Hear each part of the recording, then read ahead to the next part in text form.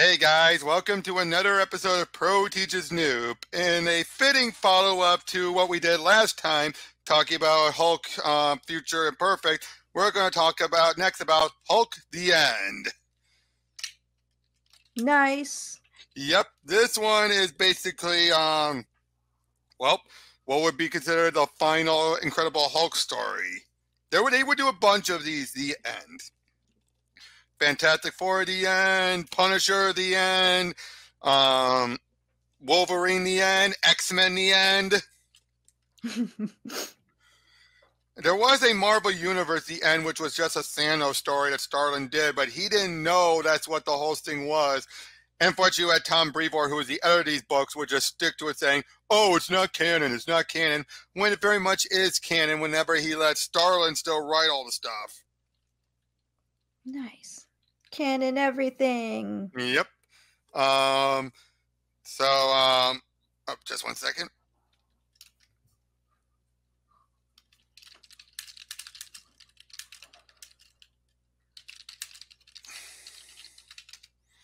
But yeah, so let's just dive right into this then, or shall we? Yeah. And yeah, this reunites him with one of his best artists, one of the best Hulk artists, Dale Keown. I mean, just look at that cover right now, right? Look at that, how Hulk is kind of falling apart. That kind of looks sad, to be honest. Oh. But yeah, we open up with an old man Banner, and now he's kept alive because the Hulk is still alive. Ah, okay. Ah, there we go, much better. Gotcha. Master of all surveys, that's me. So quiet. I never get used to that.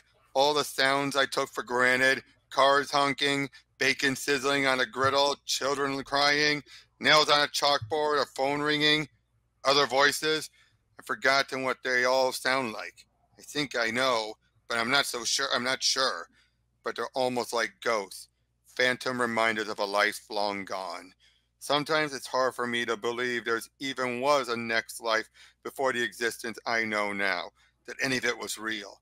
Because the only reality I know is this: the daily tedium, the endless journey across an unchanging tableau, with the occasional side trip into Passos, courtesy of my neighbors.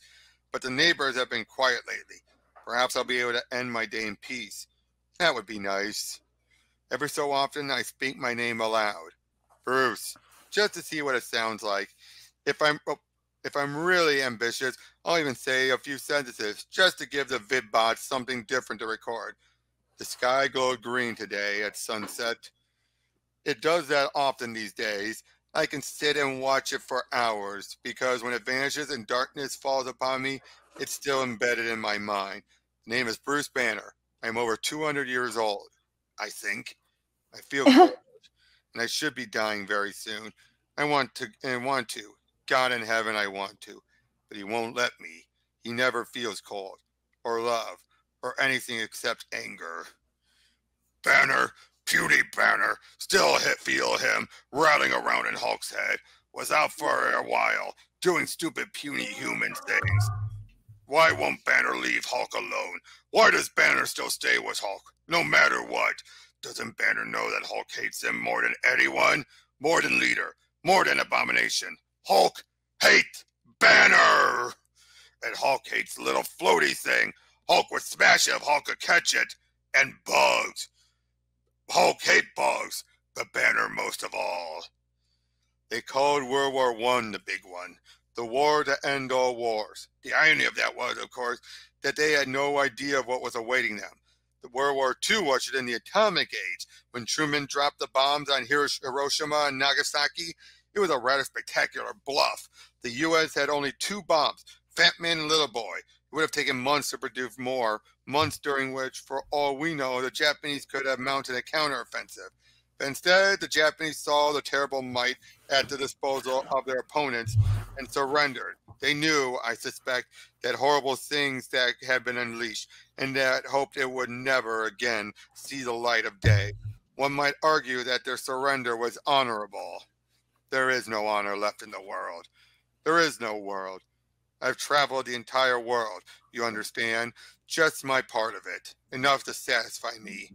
I've traveled the lengths and breadths of the United States, explored the entire North American continent, up to Canada, down into Mexico, past leveled mountains and destroyed monuments, down into South America, where riverbeds were long dried, and the remains of the rainforest were wilted and dying.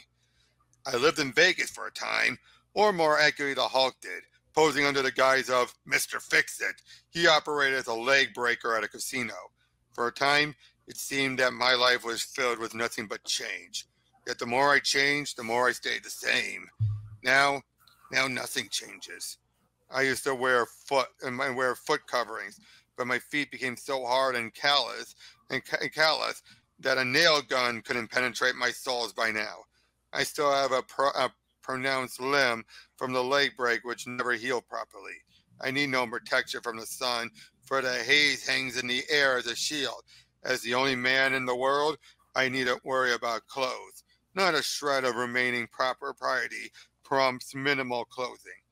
I also shave every few days, just so I don't have the maestro's face staring back at me should I catch a passing reflection. There's still no trace of radiation in the air, but it never bothers me particularly.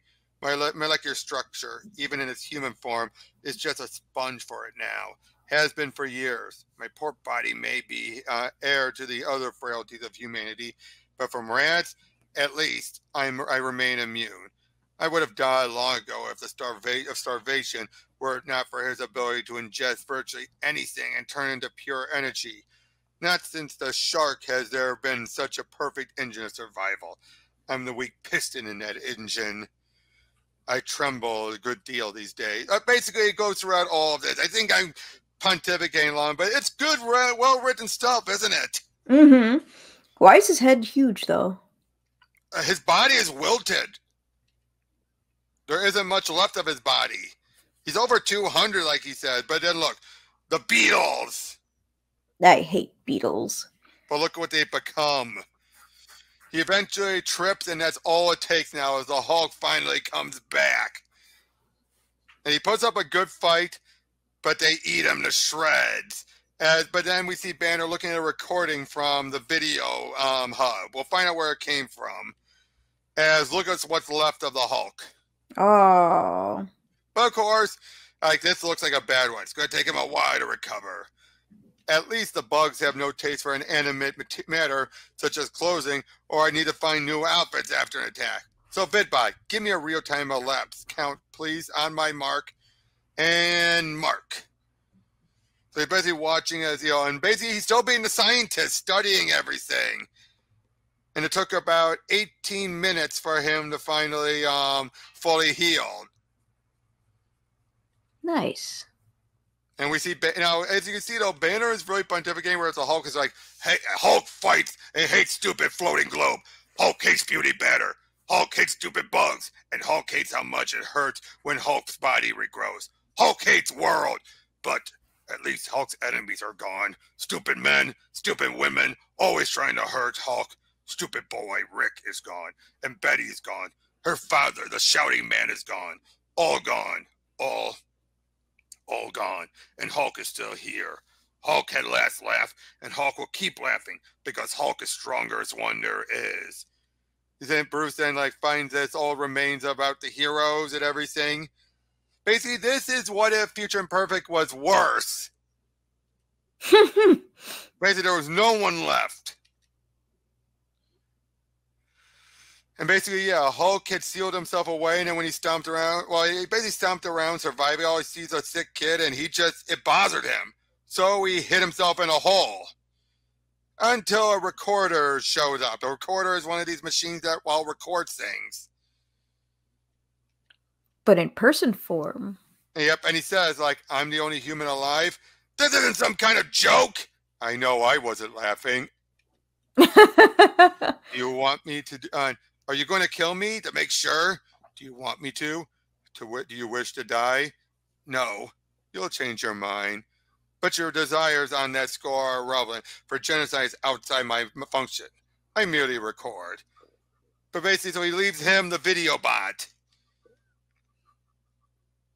And Your species had a tendency to mumble. So yeah, he's tried to kill himself, but every time he tried, the Hulk would just come out. Every time, until one day he finally wakes up and he sees Betty. With And long hair. yep, and he's dreaming, he's hallucinating, but soon he's having a heart attack. And he soon realizes something. Like fire, gods, of course I understand now. How I've been blind, how I could have been so blind. Banner, what is Beauty Banner doing? Banner's trying to hurt Hulk. Something is going on with Banner. Never should have kept Puny Banner around. Don't know why Hulk did. Stupid Hulk is smartest, is strongest, but not smartest. Hulk never needed to be smart. Smart is Puny Banner, weak Banner. Don't want to be smart like Banner. Don't want to be anything like Banner. Hulk won't let Banner hurt Hulk anymore. Why did Hulk let him stay? Hulk must crush him like Bug. Must. I've been feeling pain on and off for 2 days. Didn't think about anything about it. But now it's growing. Perhaps the Hulk's body can go on forever. But this one can't. The grips of fire across my chest, and I've realized it. It all makes sense now. In Greek mythology, Prometheus, the legendary Titan, created mankind from the clay. But Prometheus felt that Zeus, king of the gods, hurler of lightning bolts, treated his creation badly. So to make up for it, Prometheus introduced humanity to fire. Fire from which flowed man's technology and scientific achievements. Furious over the Titan's actions, the gods punished mankind by unleashing the evils of Pandora's box. As for Prometheus, they chained him to a mountain peak in the Caucasus, and there be endlessly devoured by carrion eaters. His innards plucked out of his flesh, torn away. Prometheus left to writhe in agony as they consumed him bit by bit. Banner's thinking too much. Beauty Banner must stop him. And whatever was eaten would always grow back. His body would heal itself, good as new, so that the process would begin all over again. And the Hulk? The Hulk was the living symbol of the atomic age. The atomic age, Frankenstein, they called him. The atomic age, Jekyll and Hyde. The atomic age was brought fire and terrible knowledge to mankind. A knowledge for which the final terrible price was oblivion. When the Hulk first strode the earth, God in heaven, there were giants in those days. And basically he's realizing he was Prometheus of the modern day. Ooh. That's why he had to suffer so much. And he just feels like, yes, finally, let me go be with them. And he's even trying to tell him, that, Betty, Rick, Marlo, my God, Jim Wilson, and Jarella, you're there, and Mom, I never saw I see you, all of you. Hulk, let it go. Let me go. Look at them. Hulk sees nothing except puny, tricked by Puny Banner. Hulk will come out. Stop pain in chest. Stop. Hulk, don't. Please. I'm almost there. You can come with me. It'll be wonderful. All of your friends will be there. And there will be peace. Please. Hulk doesn't want friends. Oh, God in heaven, listen to me. No, for years, forever, Hulk has listened to Banner, and Banner's friends talked about how Hulk ruined Banner's life. Hulk made Banner's life, and Banner was nothing before Hulk. Nothing. It'll be different, Hulk. You'll have peace. Friends. Hulk doesn't want friends because friends will hurt him. Everybody hurts him. Everybody hurts Hulk. Hulk, for once, see the world without anger. See not what is and what is, but what could be. See the place where we can see this place of peace, Hulk. Chest can't think. Hulk, don't do it. Let me go. Let us go. Please. No. Hulk won't let it happen. Hulk doesn't want friends. Hulk doesn't want to be with anybody because Hulk just wants to be left alone. Banner is gone now. Got rid of him last night. Banner tried to make Hulk die, but Hulk was too smart. Hulk was too strong. Hulk would never let Banner come back, because if Hulk ever does, then Hulk would die. And Hulk does not want to die. Not ever. Because then everyone who kept Hulk and trying to kill Hulk will win. And Hulk can't ever let them win. Even though they are gone, Hulk must still win. Hulk must never lose. Hulk will even find a way to beat Bugs someday. And now, Hulk doesn't miss Banner at all. Hulk is happy to be alone. Yes, Hulk is happy. Hulk never needed Banner, never needed any of them, because if Hulk needed someone, then Hulk would be weak, and Hulk must never be weak, because Hulk is strongest one there is. Hulk is only one there is. Only one there is. Hulk feels cold. What did you think? Oh man, that was so sad. I'm glad Banner was able to go. I'm like, listen, She-Hulk's over there. You gotta be with She-Hulk. Listen. And Betty and everyone, but And everyone, of but we course. don't know if he's really gone or not, or if he can't leave until Hulk goes. Oh, so that's what he meant. Like, not get rid of him as in he died, but that he's permanently Hulk. Well, Way. basically, the Banner side is dead, but we don't know if his soul is still stuck with Hulk or not. Oh. Unless Hulk ever reverts back to Banner, in which case he would die because there's nothing left in Banner's body. There's no Banner side to revert back to. So basically, in other words, he can still revert back to Banner, but if he does, then Hulk does die. Oh, okay, so it was like... That's what even Hulk said. Hulk even said that. Can't revert back to Banner, otherwise Hulk die. But you realize Hulk is realizing he made a mistake. Mm-hmm. Because now he is alone. He's finally let his anger get to him. And again, you just feel so bad for both of them, don't you? Because again, this was back when Hulk was back to being the childlike mind. Yeah. So basically, when you see about it, this temper tantrum that Hulk's been having has been constantly growing until it reached its peak. And once it finally did, he's all that's left. There's no one left now, not even Banner to talk to.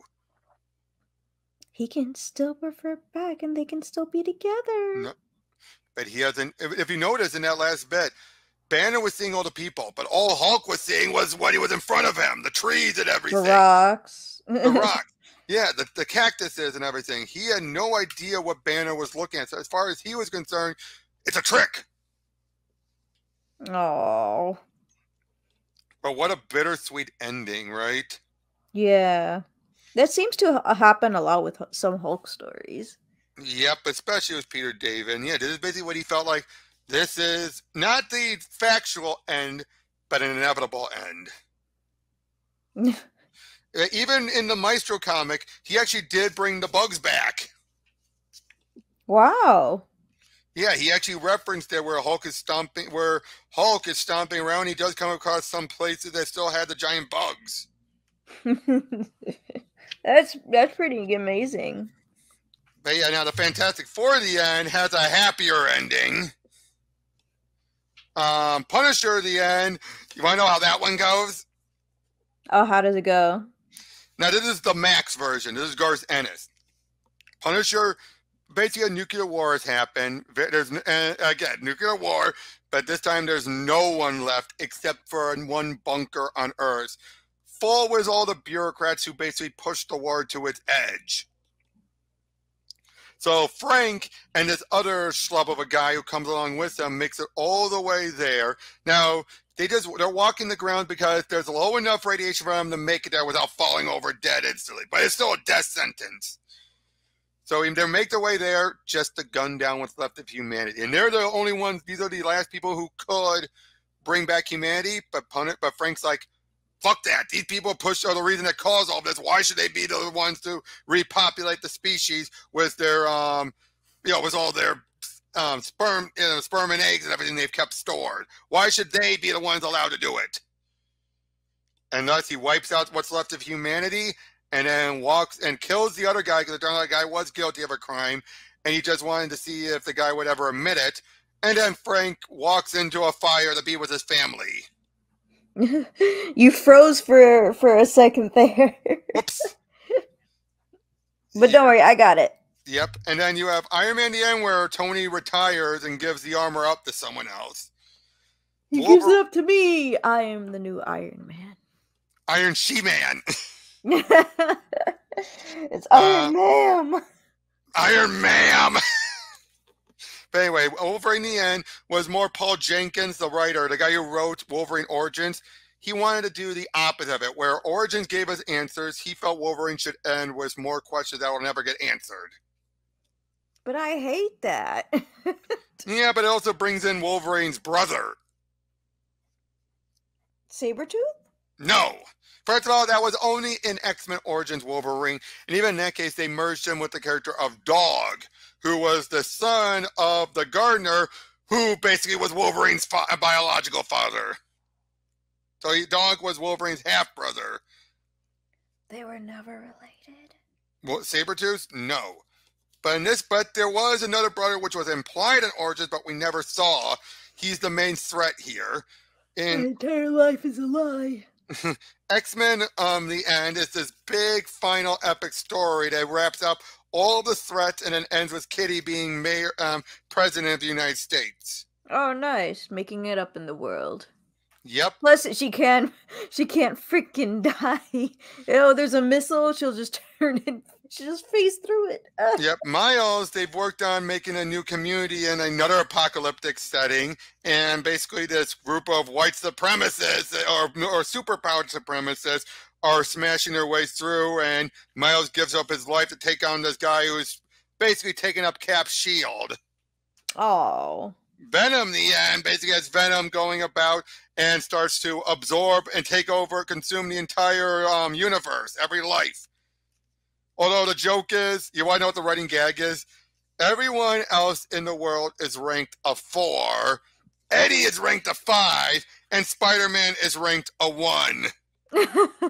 Or Peter is ranked a 1. Everyone else is a 4. Everyone else except for Peter. And Eddie. Eddie is a 5. But this was written by Adam Warren of Empowered. You've heard of Empowered, right? Maybe? Right? That's not an indie comic, right? Yes, it is. It's the one that... Look it up. Look it up. This is not a person who has actually done, like, Kickstarters or... No. No? Okay. Then maybe not, because, like, there is a... Just look up Empowered Adam Warren. You can't miss it. Okay.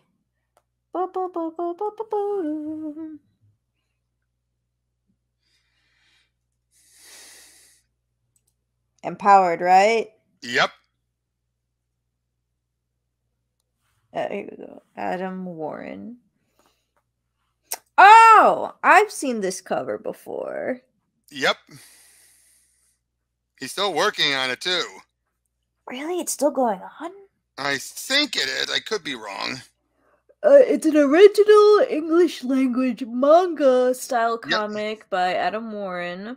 Yep, it's still going on. It says 2007 to the present.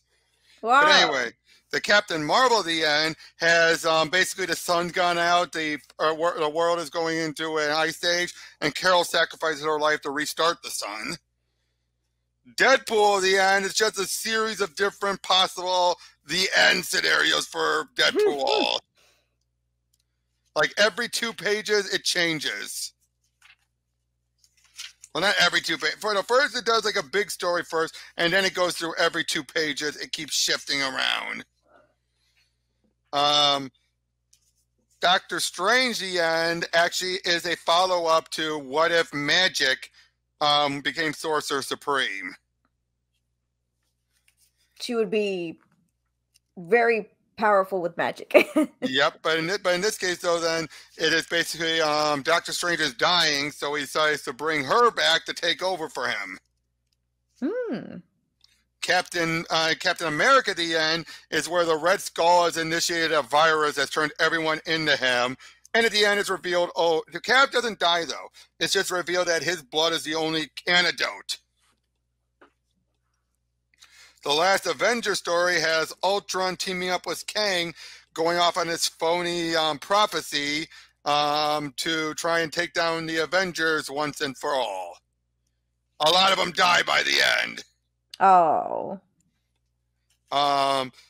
Daredevil End of Days is what is supposed to be Bendis's final word on Daredevil, and basically it opens up with Matt's death, and it takes because he says a secret word. It's basically a bit like Citizen Kane, where this journalist, in this case Ben Yerk, is trying to find out who and what this last word of Madripoor was. Turns out it was a daughter he had with Black Widow.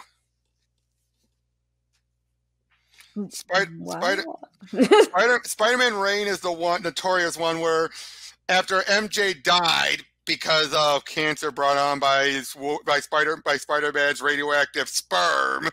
Oh, I've heard of that famous story. Yep. Well, basically, turns out all the villains and the world has become a police state. We later find out it's because of Venom. And Peter comes back one more time to take them all out and bring stability back to the world after being coaxed on by Jameson.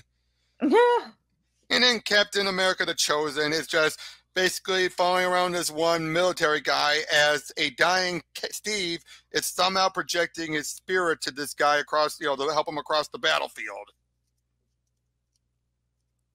So yeah, that's all the different ends that are out so far. But I say Hulk is the best one. Hulk is the saddest ending there is. Oh. So yeah, I mean, one day we should go over all of those. Yeah, no problem. But for that Hulk one, though, I mean, how would you compare this to Future Imperfect? Well, that's kind of hard. Two different stories, but there's still similarities too, though. Yeah, there's definitely a few similarities. I mean, like, I guess for the Future one, there's like more action. More action, but Hulk is a tyrant. Yeah.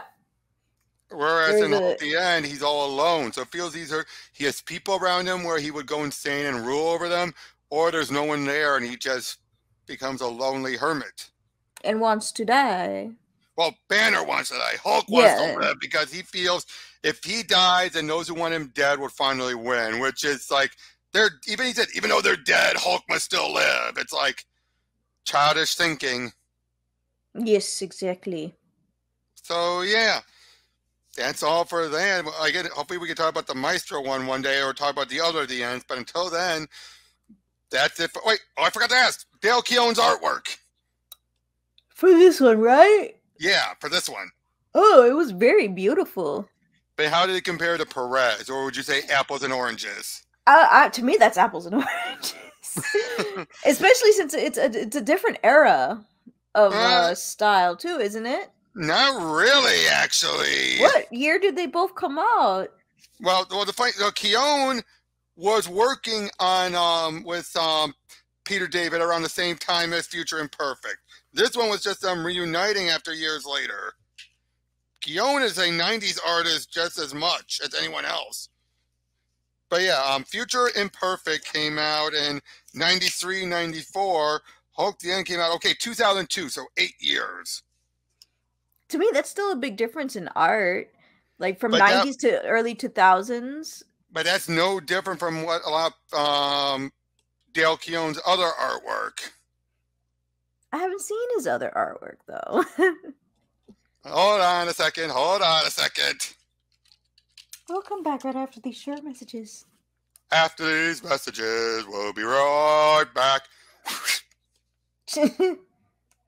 Hold on. Here's another example of something that he had done. And that's what was done in 2019, so 11 years had passed. Hold on a second. We're not going to go over the whole thing. I'm just showing you it. It's called Last Call.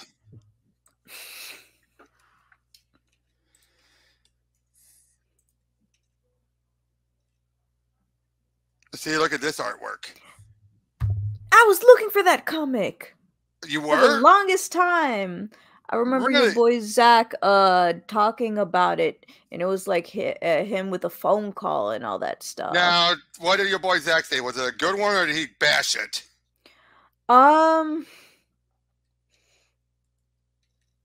He didn't say it was bad, but I feel like he was a little bit neutral. All right. I loved it. It's basically Hulk. This is during the time when Betty had died. So he's ready to commit suicide soon. But I love this though. Then he meets up with the woman's boyfriend, and it's Mr. Hyde, and he says this: "I am the creature that hides under your bed when you were a child. I am the glint in your father's eye before he beat your mother. I am Mr. Hyde." Hulk shows up. My father never hit my mother, you ass. But I just also love this. He then starts like he just tosses them around like, "By the way, I hear your wife passed away. Lucky woman. What went through her mind anyway? Marrying you? Did she even have a mind?" But eventually, after he beats on him, he actually says, "Sorry for your loss." What did I tell you? That even then, after all that, he apologizes. She then talks him down. It turns out he was trying to have Deadpool shoot him, but nope. He calls it off. Mm-hmm. And there's there was a suicide prevention line. Oh, there it is. Yep. But and just from that short bit, I mean, from that artwork, you see what I mean? No, same artist. Mm-hmm. The art is very different. It is. Like compared to this one, at least, I like George Perez's more. Right. Hold on. Let me look up another one. Hulk versus Pitt. Oh, that's who Pitt is. Yep, he was very much a Hulk-like creature. Oh, look at that one. Very similar to the and this was in the 90s, but you could definitely tell that's very similar to that Hulk the End. Yeah, I definitely see it. So now, how does this one work compared to everything? Compared to that one?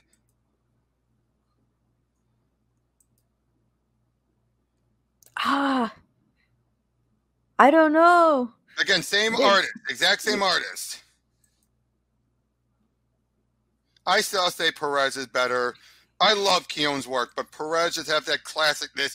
Whereas I think Keown would be, what if Perez was edgy? Is that a good way of putting it? I can see that. What if he had more the image? Perez, if he had the image style, which is that's props for Dale Keown, of course, because I think Keown, especially when it comes to monsters, he's really good at that. But he's also good at drawing normal people, like you saw in that other one. Yeah. So, yeah. Still hard for me to choose. They're both so good. I still say Peter David was the he had a lot more to do and had a lot more chance to do more people compared to Keown, who didn't have that many people to work or draw. He just had a lot of desert. Yeah, it was good-looking. It was a good-looking desert. It was a pretty desert. She-Hulk looked great for that brief time we saw her. Yeah. Yes. Oh, you know, I realized we could also talk about one point. Which one? Old Man Logan. You are aware what happened to She-Hulk in that one, though, right? Oh. You know, right? Yeah. I know. Yeah, let's not talk about it. I thought about the movie instead. No, that's just Logan. I meant Old Man Logan. He is Old Man Logan in Logan, though. Not exactly, because there's still more of humanity around, and he's not going after trying to stop the Red Skull, and he's not dealing just with the Hulk. Hulk Part. Yeah, but he has X-23 along for the ride. That's the only thing. And Xavier. And Xavier, of course. Yep, and Hulk's now around, who inbred it with his own cousin. Oh. Who else am I supposed to bang? She's the only one who could take the pace. Oh. Okay, that's enough. Let's start wrapping up. Hopefully next week we can actually talk a bit about TMNT Usagi Yojimbo. Yes. Or maybe, yep. And hopefully our friend Raymond could join for that one. But until then, we'll see you all in the next one. Take care. Bye.